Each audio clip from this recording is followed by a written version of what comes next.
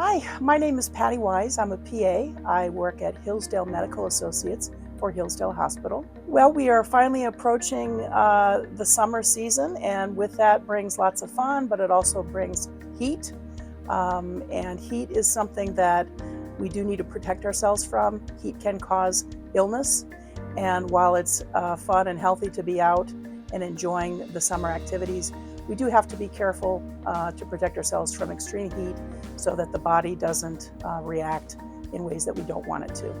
Sunburn comes in 3 degrees. First degree is your common sunburn where the skin is red and it hurts a little bit, but it doesn't blister. So first degree sunburn should be treated with moisturizing and staying out of the sun. And the next time you go back in the sun, now you'll remember to wear sunblock. And second degree sunburn, you will see the skin blistering. Blistering often or flaking will heal on its own with moisturization and staying out of the sun. And then there's third degree sunburn, and that involves burn penetrating even deeper into the layers of the skin, and that should definitely be seen by a medical professional. Even though on any given day you may have a slight sunburn, it doesn't bother you, it goes away in a day, you're fine.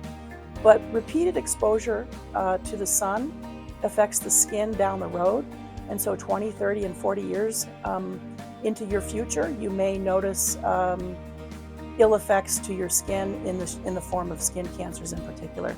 So that's really the real reason why we are always telling people wear sunblock, avoid the height of the sun between 10 a.m. and 4 p.m.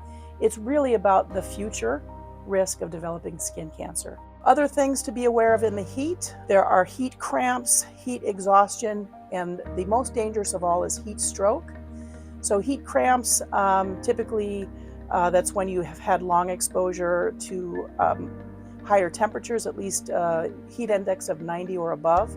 So heat cramps would be kind of the lowest degree, and that can include heavy sweating, muscle cramps, and even abdominal cramps. And the recipe for that generally is getting out of the sun, getting into a cooler area, air conditioning ideally, and drinking fluids, in particular water, and some fluids with electrolytes such as, for example, Gatorade. So I would say the next level in severity would be heat exhaustion.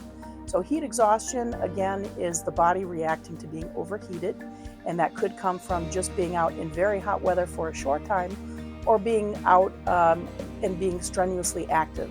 So heat exhaustion usually includes excessive sweating and feelings of fatigue.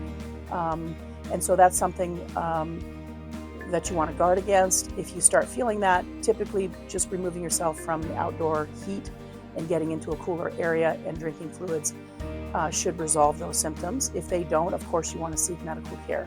So heat stroke is when the body reaches an internal temperature of 104.